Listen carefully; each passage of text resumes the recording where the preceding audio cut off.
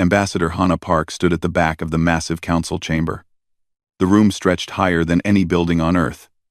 Thousands of aliens filled the seats around her. Some had scales. Others had fur. A few glowed with soft light. They all had one thing in common. They looked at her with disgust. She had been Earth's representative for 3 years now. 3 long years of silence and insults. Every week, she came to these meetings. Every week. She listened. She never spoke unless asked a direct question. That almost never happened. Today's session focused on trade routes near the outer rim. Hannah took notes on her tablet. The information would go back to Earth. Her government wanted to know everything about the council, so she watched and learned. The humans still observe us like insects studying giants. A voice boomed across the chamber. Hannah looked up. The speaker was a Vraxian. His kind stood over 8 feet tall with thick gray skin like stone. Why do we allow these soft creatures in our hall? Laughter filled the room. Hannah's face stayed calm. She had learned not to react. Any emotion gave them more ammunition. They are weak, another alien added. This one had 4 arms and spoke through a breathing apparatus. They need water to survive. Water, the most common substance in the galaxy, and they die without it. More laughter. Hannah typed the insult into her notes. Earth scientists would analyze it. They studied everything the council said about humanity. Far from the council chamber, Captain Junho Kim sat in his command chair aboard the Silent Watcher. His ship floated in the darkness between stars. No one knew they were there. Earth's stealth technology made that possible. The council thought humans were primitive. They had no idea what Earth could really do. "Captain, we're picking up another transmission," Lieutenant Samanjang said from her station. She was young but sharp. Her fingers moved quickly across her console. "It's about us, again," Junho nodded. "Let me hear it. Let me hear it." The voice that came through was translated by their computer. It belonged to a council military commander. "The human situation needs a solution.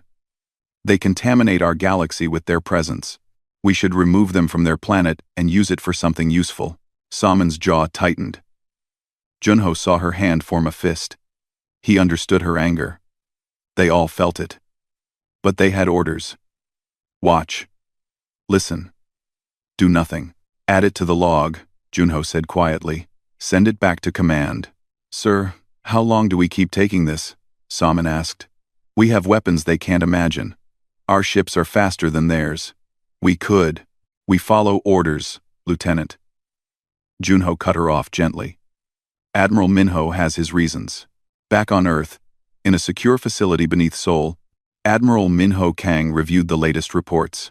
Hundreds of pages detailed every insult, every threat, every dismissive comment about humanity. The file had been growing for 50 years. Dr. Yuna Choi entered his office. She carried her own tablet filled with research. "Admiral, I've finished the analysis on council biology." "And?" Minho asked. "They're stagnant," Yuna said. She pulled up charts and graphs. "Most council species haven't evolved significantly in thousands of years. They reached a peak and stopped. But humans? We adapt constantly. Our innovation rate is 400% higher than any species in the council." Minho leaned back in his chair. "They think we're weak because we're young." "Exactly," Yuna confirmed. "They judge us by their standards. They don't understand that our flexibility is our strength. While they perfected one way of living, we learned to survive anywhere.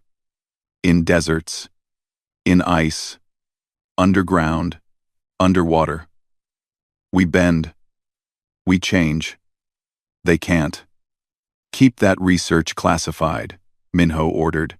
"The longer they underestimate us, the better." Ambassador Hannah's day grew worse as the council session continued. A proposal came to the floor. Earth would be banned from 847 star systems. The restriction had no real reason. The council simply didn't want humans nearby. "All in favor?" the council speaker asked. Hands, claws, tentacles, and appendages of every kind rose into the air. The vote was overwhelming. Only 7 species abstained. Not one voted against it. Hannah marked it in her notes. Banned from 847 systems. The number would matter later. Everything mattered later. A Vraxian counselor stood. I move that we also discuss the human classification. Should they be considered fully sentient? The chamber erupted in discussion. Hannah felt ice in her stomach. This was new. This was dangerous. They barely have interstellar travel, someone shouted. They crawled out of their system only decades ago. Their technology is laughable, another added. Chemical rockets and primitive computers. Hannah almost smiled at that. If only they knew. Earth's quantum computers operated at speeds the Council couldn't measure. Their ships used gravitational manipulation drives. Their weapons could crack planets. But the Council saw what Earth wanted them to see. Old technology. Weak defenses. A primitive species. The debate raged for an hour. Finally, the speaker called for order. We will table this discussion for next month's session. Prepare your arguments. Hannah left the chamber as she always did. Alone. No one spoke to her. No one acknowledged her existence. She was a ghost in their grand hall. On her ship back to Earth, she recorded her report. Day 1095. The Council grows bolder. They now question our sentience openly. I estimate within 6 months they will propose formal restrictions on human activity throughout the galaxy. She paused the recording. Her hands shook. Not from fear. From rage. She had endured 3 years of mockery. She watched them laugh at her species. She smiled politely while they called humans animals. She resumed recording. I recommend we maintain current policy. Let them believe we are weak. Let them believe we are stupid. When the time comes, their shock will be complete. Back on the Silent Watcher, Captain Junho received new orders. Move to Sector 7. Observe Council military exercises. Record everything. Record. Yes, sir, he responded. Then to his crew. You heard the Admiral. We're moving out. The ship turned silently in space. Its engines left no trail. Its hull bent light around it. The Council had no idea Earth had been watching them for 50 years. Watching. Learning. Waiting. Lieutenant Salmon looked at her captain. Sir, when will we stop hiding? Junho stared out at the stars. When they push us too far, Lieutenant. When their insults become actions. When talking is no longer enough. And when will that be? Junho thought of Ambassador Hannah sitting alone in that massive chamber. He thought of the reports about enslaving humanity. He thought of the Council's arrogance. Soon, he said quietly. Very soon. 6 months passed like a slow poison spreading through the galaxy. Ambassador Hannah returned to the Council chamber for session 2847. She knew this one would be different. The agenda listed the human question as the main topic. The chamber filled quickly. More species attended than usual. Word had spread that something important would happen today. Hannah took her usual spot at the back. She wore her formal Earth uniform. Dark blue with silver trim. She wanted them to remember what she represented when this was over. The Krillian delegate stood first. His species resembled tall insects with hard shells. We propose the human quarantine protocol. Humans should be restricted to their home system. No travel beyond their star. Hannah typed the proposal into her notes. Her face showed nothing. The contamination must stop, the Krillian continued. They spread their primitive culture wherever they go. We must contain them. The Vraxian delegate rose next. He was even larger than the ones Hannah had seen before. My government has prepared a study. It proves humans are genetically inferior to all Council species. A hologram appeared in the center of the chamber. It showed human anatomy next to various alien forms. Red marks highlighted human weaknesses. Fragile bones. Thin skin. Limited sensory capability. Need for specific atmospheric conditions. Look at them, the Vraxian said with contempt. They die if the air is too hot or too cold. They need food every few hours. Water constantly. Sleep regularly. They are weak in every measurable way. The presentation continued for 6 hours. 6 hours of detailed explanations about why humans were inferior. Hannah sat through all of it. She memorized every claim, every insult, every piece of false data they presented. The vote came at hour 7. All in favor of the human quarantine protocol? 39 species voted yes. 7 abstained. 0 voted no. The protocol passed. Hannah stood slowly. She walked to the central floor. This was unusual. Humans never spoke without permission. The chamber fell silent. I acknowledge the council's decision, she said clearly. Earth will receive notification of the quarantine. That is all. She turned and left. Behind her, the aliens whispered. Some laughed. None understood what had just happened. Hannah had not argued, had not begged, had not shown any emotion. She simply accepted it and left. This scared a few of the smarter ones. On the Silent Watcher, Lieutenant Salmon compiled her tactical report. Captain Junho read it carefully. The numbers were shocking. The council military is spread too thin, Salmon explained. They patrol 8,000 systems with only 2,000 ships. They rely on fear, not actual strength. Interesting, Junho said. What about their weapons? Outdated, Salmon replied. Our shields can handle their strongest attacks. Our weapons would cut through their hulls like paper. Captain, we could defeat their entire fleet with what we have in this sector alone. Junho nodded slowly. Send this to Admiral Minho. But remember, we're observers only. For now, Salmon added quietly. Junho didn't correct her. Ambassador Hana's ship landed on Earth 3 days later. She had not been home in 3 years. The air smelled different than she remembered. Cleaner.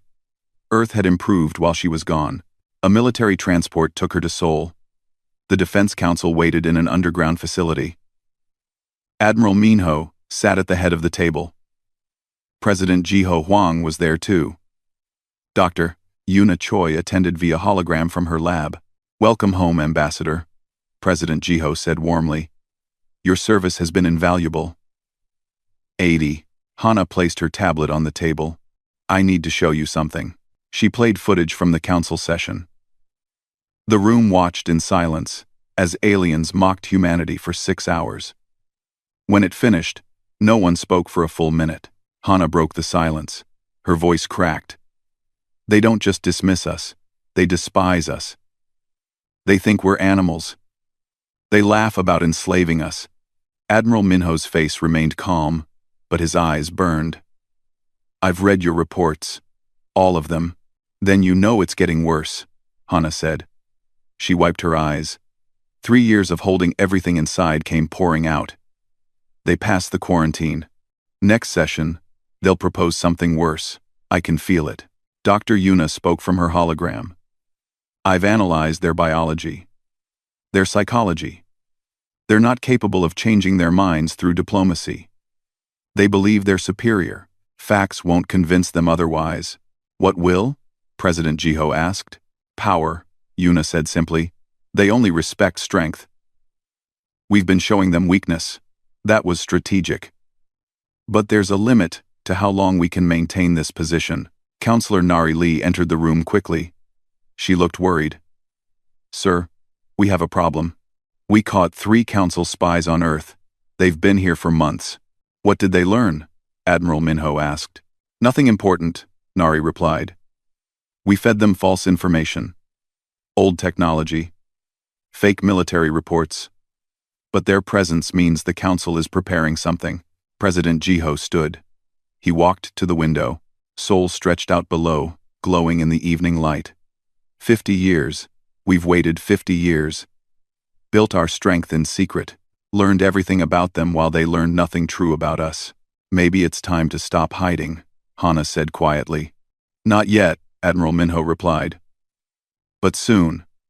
We need one more thing. We need them to show the galaxy who they really are.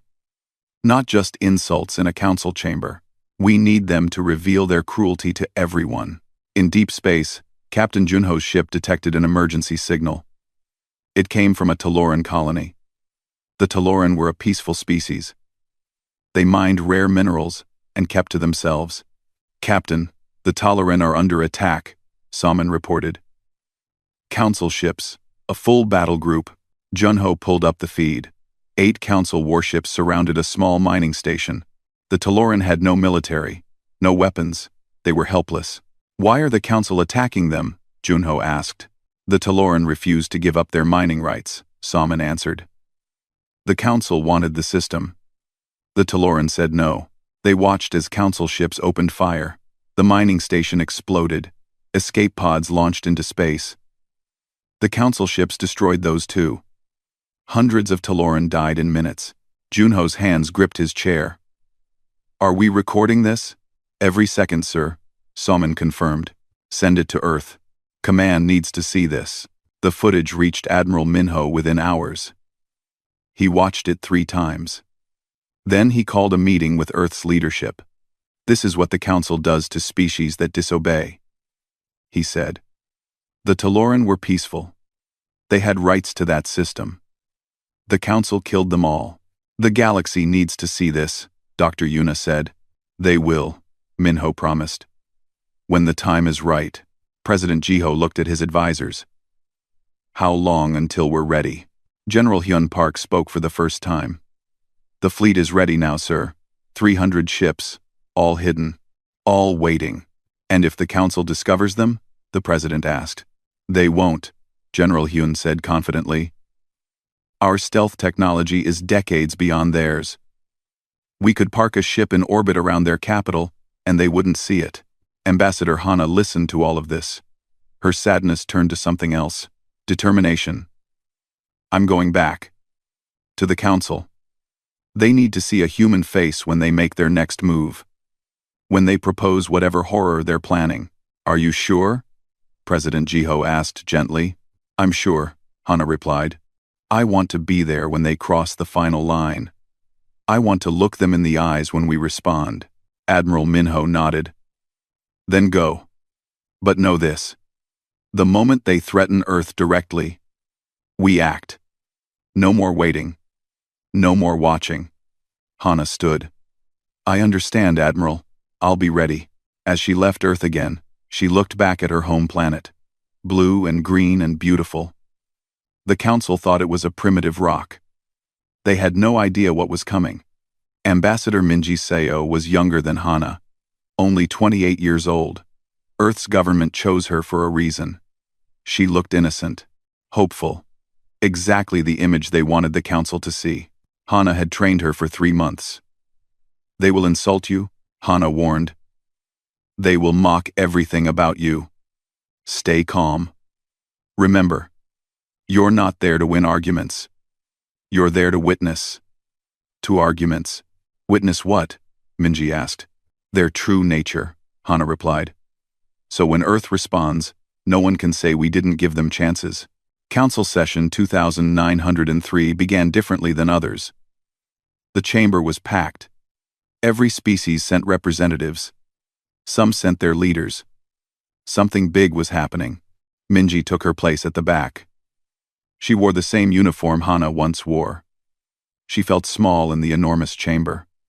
Thousands of aliens surrounded her. None looked friendly. The council speaker called the session to order. "Today, we address a matter of great importance.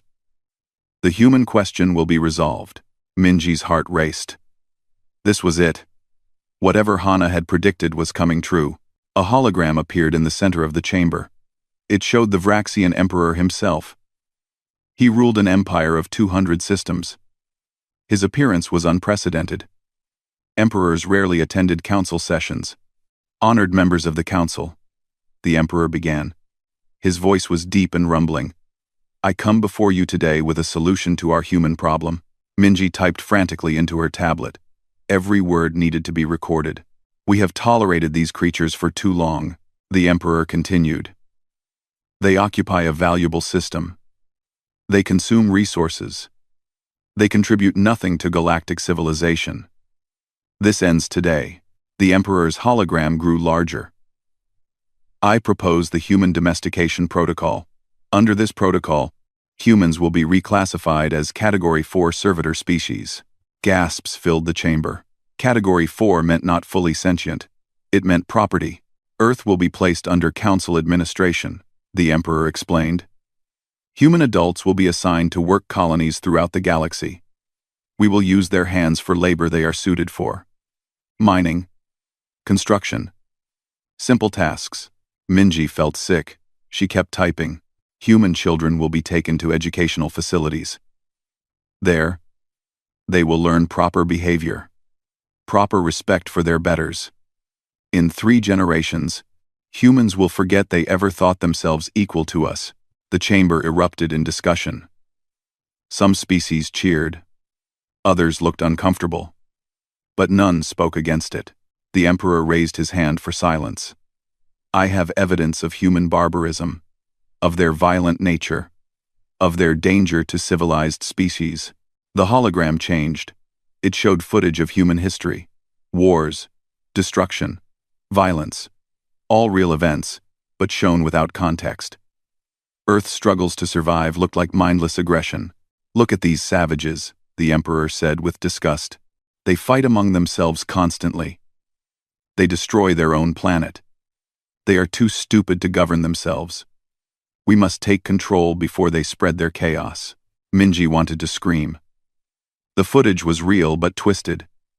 Humans fought wars. Yes. But they also made peace. They built. They created. They grew. The Emperor showed only the worst moments. I call for an immediate vote, the Emperor demanded. All in favor of the Human Domestication Protocol? Hands rose across the chamber. Claws, tentacles, appendages of every kind. Minji counted. 46 species voted yes. The room spun around her. Any opposed? The speaker asked. One hand rose. Only one. The Talaran delegate stood. His people remembered Earth's secret help after the council attack. I vote no. This is wrong. Your objection is noted, the speaker said coldly. The motion passes. The Human Domestication Protocol is now council law. Cheers filled the chamber. Aliens celebrated like they had won a great victory. Minji sat frozen. Her hands shook. This was worse than anything Hana described. The Emperor's hologram turned to look directly at her. As for you, little human, return to your planet. Tell them council ships will arrive in 30 days. We will be merciful if they cooperate. If they resist, we will simply take what we want. Minji stood slowly. Every eye in the chamber watched her. They expected her to beg, to cry, to plead for mercy. She walked to the center floor. The same spot where Hana once stood. She looked up at the Emperor's hologram. Her voice came out steady and clear. You have made a grave miscalculation. Then she turned and walked out. Behind her, the council erupted in laughter. They thought it was a meaningless threat from a powerless species. They had no idea. On her ship, Minji's hands finally stopped shaking. She sent an encrypted message to Earth. Just 3 words. Protocol reckoning. Execute. On Earth, President Jiho Huang received the message in his office. He had been waiting for it. Hoping it wouldn't come, but knowing it would. He activated the emergency broadcast system. Every screen on Earth showed his face. Citizens of Earth. For 50 years, we have endured insults from the Galactic Council. We stayed quiet because we believed in peace. We gave them every chance to treat us with dignity. Today, they have shown us who they truly are. He played the footage from the council session. 4 billion humans watched the Emperor call them animals. Watched the council vote to enslave them. Watched their species be classified as property. We are done being quiet, President Jiho said. We gave them 50 years of chances. We learned their languages. We studied their technology. We watched and waited. Now they will learn what happens when you push humanity too far. Admiral Minho stood in the command center deep below Seoul. Around him, screens showed 300 warships, all hidden, all ready. Send the signal, he ordered. Activate all fleets. Across the galaxy, Earth's ships received the command. For 50 years, they had hidden in the darkness. Now their engines powered up. Their weapons came online. Their stealth fields dropped. In neutral space near the Council's capital, 300 human warships appeared out of nothing. One moment, empty space. The next, a massive fleet. Council sensors went crazy. Warning alarms sounded on every Council ship within range. They had never detected these vessels before. They had no idea they existed. General Hyun Park broadcast on all Council frequencies. His message was simple. You wanted our attention. You have it. Captain Junho sat on the bridge of his ship. The silent watcher was silent no more. He looked at his crew. 50 years of watching. Today, we act. Set course for Vraxian Prime. Sir, that's the Emperor's homeworld, Lieutenant Salmon said. It's protected by 1,200 warships. I know, Junho replied calmly. We're taking 40 ships. That should be enough. 40 against 1,200? Soman asked. Junho smiled. It was not a kind smile. They don't know what we can do. Let's show them. Dr. Yuna Choi prepared her final report on Council biology. But now it would be used for war, not study. She sent it to all Earth military commanders. Weak points identified. Tactical advantages confirmed. We are superior in every way that matters. Counselor Nari Lee activated Earth's spy network. For decades, human agents had infiltrated Council species. They had access to military codes, defense grids, communication systems. At Nari's signal, they all acted at once. On 47 Council homeworlds, defense systems went offline. Just for a moment. Just long enough for Earth's ships to position themselves. Ambassador Minji's ship received an escort of 50 human warships. They surrounded her like protective wolves. She looked at them through her viewport. These ships were beautiful, sleek, powerful, nothing like the primitive vessels Earth showed the Council. A communication came through. It was Admiral Minho. Ambassador, you did well. Come home. Your job is done. No, Minji replied. I'm going back to the Council. They need to see my face when they realize what they've done. As you wish, Minho said. But you'll have an escort. No one touches our ambassadors. The Council chamber was still celebrating when the alerts came in. Emergency messages from across the galaxy. Human ships appearing everywhere. Defenses failing. No one could explain it. The Emperor's hologram flickered with interference. What is happening? He demanded. The answer came on every screen in the chamber. President Jiho's face appeared. You called us animals. You voted to enslave us. Now you will learn what humans really are. This is not a negotiation. This is a reckoning. The transmission ended. The Council sat in stunned silence. For the first time in centuries, they felt something they thought they had forgotten. Fear. Captain Junho's fleet arrived at Vraxian Prime exactly 4 hours after the protocol was activated. 40 human ships dropped out of faster-than-light travel in perfect formation. Before them, the Vraxian homeworld glowed blue and green. Around it, 1,200 warships formed a defensive wall. Impressive numbers, Lieutenant Salmon said from her station. Shame they won't matter. Junho opened a channel to all Vraxian frequencies. This is Captain Junho Kim of Earth Fleet Command. We are here to speak with your Emperor. Power down your weapons, and no one will be harmed. The response came quickly. A Vraxian admiral appeared on screen. You dare approach our homeworld with only 40 ships? You are either brave or stupid. We're efficient, Junho replied. You have 1 minute to stand down. The Vraxian admiral laughed. Attack them. Show these primitives what real power looks like. The massive Vraxian fleet moved forward. 1,200 ships against 40. Energy weapons charged. Missile bays opened. It should have been a massacre. Shields up. Junho ordered calmly. Weapons free. Target their command ships only. We're not here to kill. We're here to teach. The Vraxian fleet opened fire first. Thousands of energy beams crossed space. They hit the human ships and simply dispersed. Earth's kinetic barriers absorbed every shot without effort. Their weapons can't penetrate our shields. Salmon reported. Just as Dr. Yuna predicted. Return fire, Junho commanded. Disable only. Precision shots. The human ships fired. Each shot was perfectly calculated. Guided by artificial intelligence, adjusted in microseconds. The human weapons cut through Vraxian shields like they didn't exist. Ship after ship went dark, their engines destroyed but their crews alive. The battle lasted 17 minutes. In that time, Earth's 40 ships disabled 800 Vraxian warships. The remaining 400 retreated in panic. Not a single human ship took damage. Captain Junho opened channels again. I will ask one more time, bring me your emperor. Or we will come down and get him ourselves. This time, there was no laughter. Only fear. Across the galaxy, similar scenes played out. Earth's forces moved with perfect coordination. On the planet Kiros, General Hyun Park led the liberation of slave colonies. 200,000 beings from 15 different species had been forced to work in mines for decades.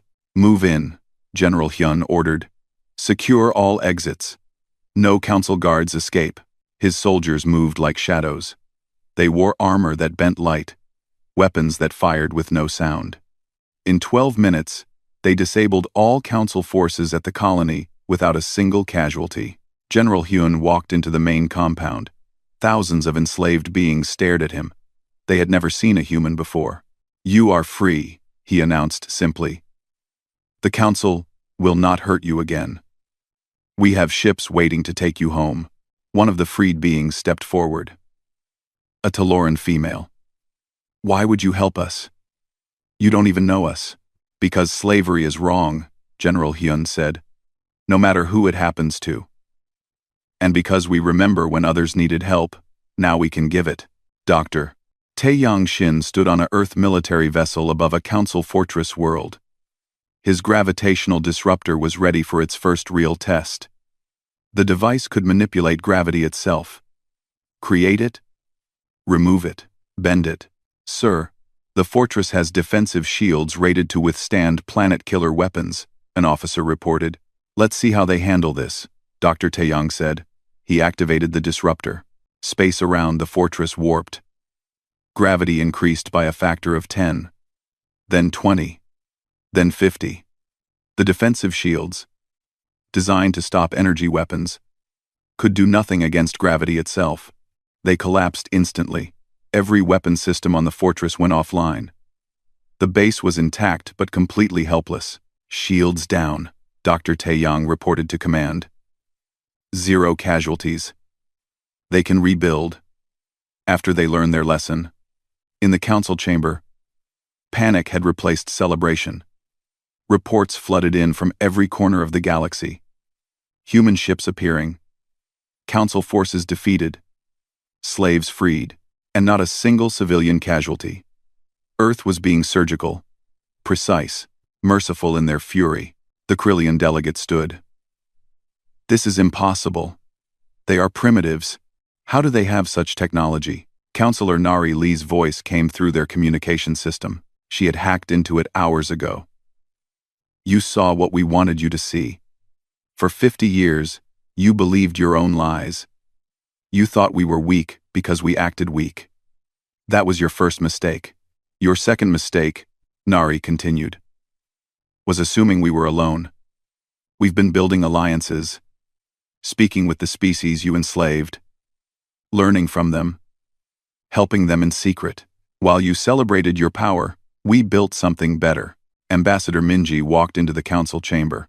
50 human soldiers in advanced armor walked with her.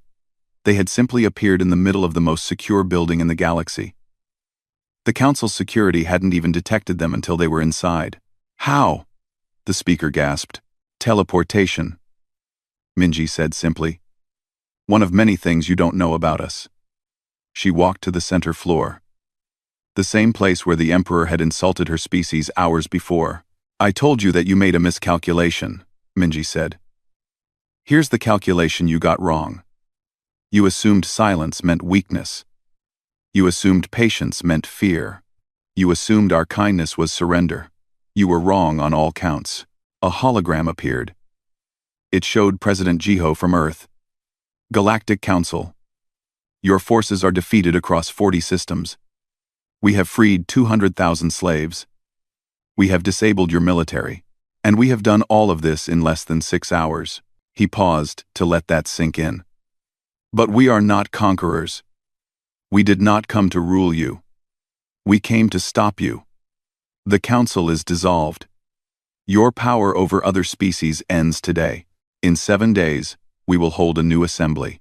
All species will have equal representation, including the ones you enslaved. You cannot do this, the Krillian delegate shouted. We are the council. We rule the galaxy. No, President Jiho said firmly. You bullied the galaxy. There's a difference. And that ends now. At Vraxian Prime, the Emperor finally appeared before Captain Junho. He came in person, transported to Junho's flagship. The Emperor who had called humans animals now stood in a human ship, surrounded by human technology that made his empire look ancient. You lied to us, the Emperor said angrily. You hid your true capabilities. No, Junho corrected. We simply didn't show you everything. You never asked. You never wanted to know. You assumed we were weak and stopped looking. What do you want? The Emperor asked. To destroy us? No, Junho said.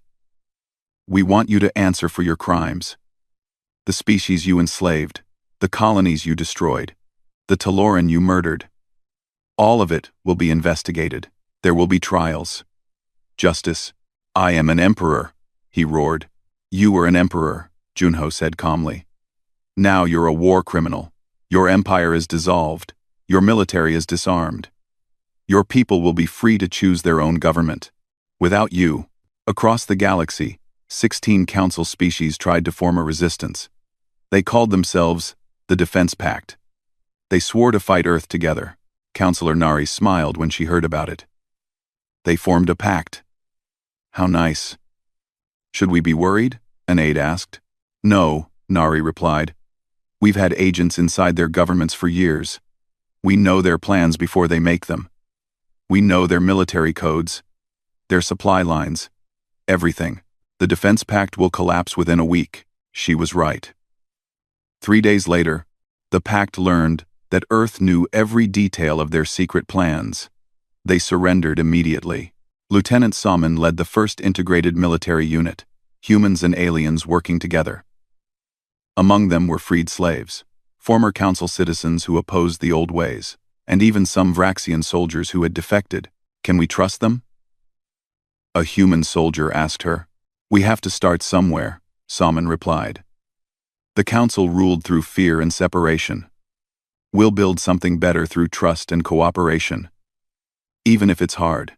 In 1 week, Earth's military achieved what seemed impossible. They defeated a galactic government that had ruled for centuries.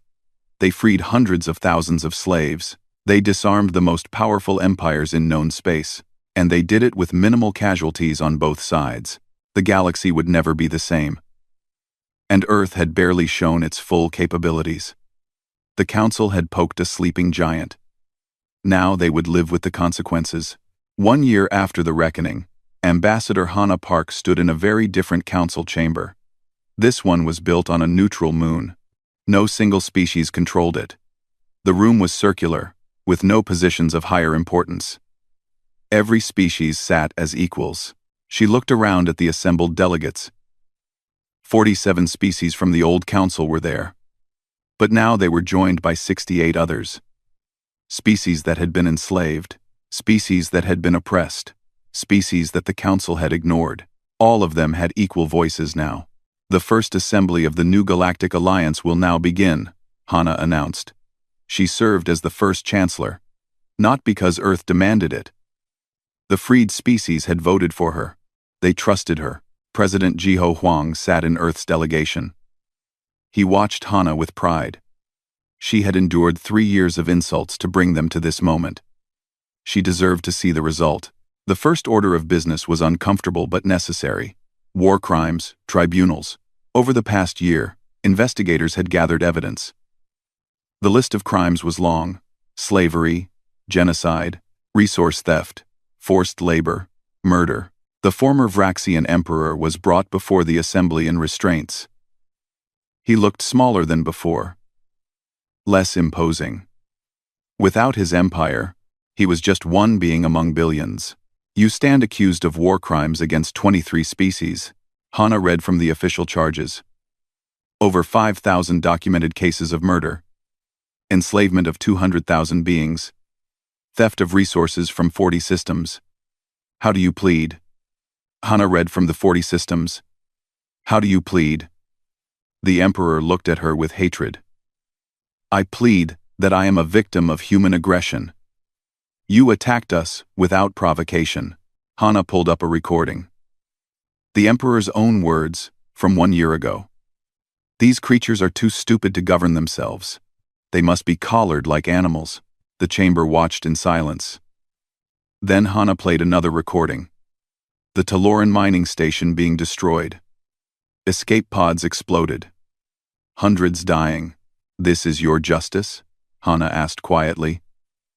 Murdering peaceful miners because they wouldn't give you what you wanted? The emperor had no answer. You will be tried fairly, Hana continued. Something you never gave your victims. The tribunal will decide your fate. But your empire is gone. Your power is gone. You will spend the rest of your life answering for what you've done. Similar trials happened across the galaxy. Not everyone from the old council was guilty.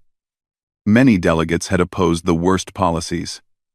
They were judged individually. The Alliance believed in justice, not revenge. Captain Junho, now Fleet Admiral Junho Kim, oversaw the military restructuring. The old council fleets were being dismantled. Weapons that could destroy planets were destroyed themselves. Only defensive ships remained. Earth will provide security for the next 50 years, Admiral Junho announced to the assembled military leaders. Not as conquerors, as peacekeepers. We will protect all species equally. We will prevent wars. We will ensure everyone can live in peace. A Krillian officer spoke up. He had been part of the old council military. Why should we trust you? You defeated us easily. You could rule us like we ruled others, because we don't want to rule you. Junho said simply. We want you to rule yourselves. Freely. That's the whole point. General Hyun Park stood beside him. Power isn't about who you can defeat. It's about who you choose to protect. We choose to protect everyone, even former enemies. Lieutenant Summon Jang, now Captain Summon, trained the new integrated forces. Humans worked alongside Vraxians, Krillians, Taloran, and dozens of other species. It wasn't always easy. Old prejudices died slowly. In 3 months, you will graduate as the first Alliance Defense Force, she told her recruits. You will protect civilians. Respond to emergencies. Stop pirates and criminals. You will not conquer. You will not enslave. You will serve. A young Vraxian recruit raised his hand. Captain, my father fought against Earth during the Reckoning. He tells me humans are dangerous. We are dangerous, Salmon agreed. To those who hurt the innocent.